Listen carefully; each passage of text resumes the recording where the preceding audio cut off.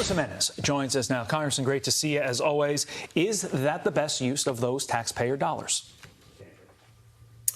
Look, right now what we need to do is avoid a government shutdown, and my efforts are actually concentrated on how we can get a deal done within the Republican Party, the Republican Conference, in order to make sure that the government does not shut down. The government shutting down doesn't benefit anybody, actually doesn't save any money, and actually plays into the Democrats' hands. And so that's what I'm concentrating right now. How do you get a deal done?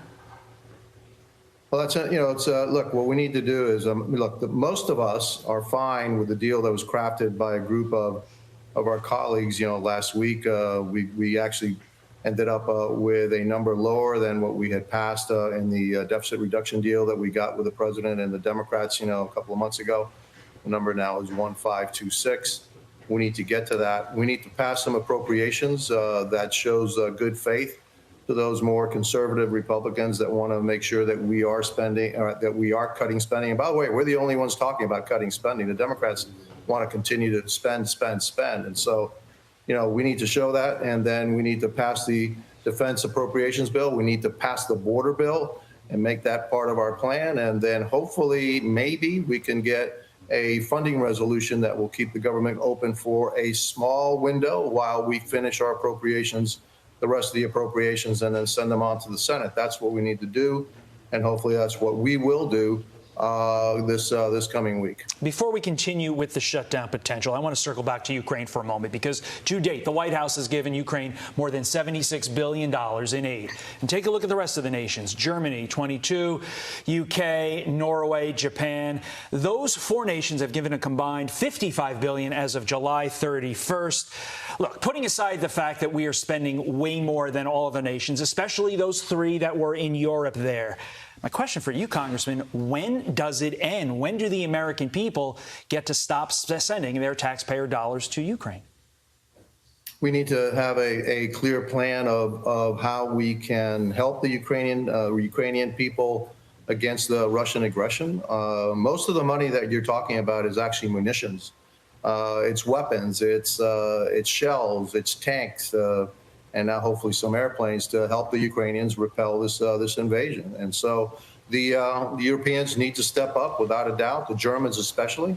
And so they have to demonstrate their willingness for us to continue this effort. If they don't, this is their backyard, then they're going to have a much more difficult time of getting U.S. aid to help the Ukrainians. And so, a lot of different people have to step up and help Ukraine defend itself against Russia.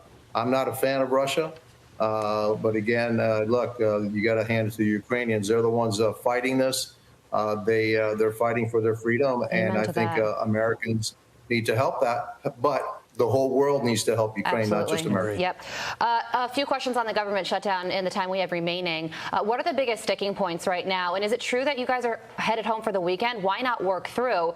Because the Biden administration is loving this. They've already released a statement listing everything that will happen, and it's all going to be Republicans' fault, according to them. They say it's going to force service members and law enforcement officers to work without pay, endanger disaster response, undermine research on cancer and other diseases. So if a government shutdown does happen, the Republican Party only has itself to blame for this negative coverage that it seems to be like it's going to be inevitable. Well, I don't think you can say it's the Republican Party. It's a few members of the Republican Party that are intransigent, and that, frankly, are more interested, in my opinion, of getting some airtime and some funding opportunities that are really causing this. This is not, look, 95% of the Republican Party and the Republican Conference is ready to move on. There is a very small number, 4 or 5, that are causing the issue. Remember, we only have a 5-seat majority. And you know what? The majority isn't, everything. The majority is the only thing. The only ones talking about reducing the government and reducing government spending and reducing our debt in the future is Republicans, are Republicans. We need to maintain that majority. And frankly, some of the annex that I've seen from some of my fellow colleagues are putting the majority at risk, especially those members in New York and California that actually make the majority. And the majority is going to be very, very important. If we do get a Republican president, which I hope is, President Trump, he's going to need a Republican Congress so to pass and change the direction of this country.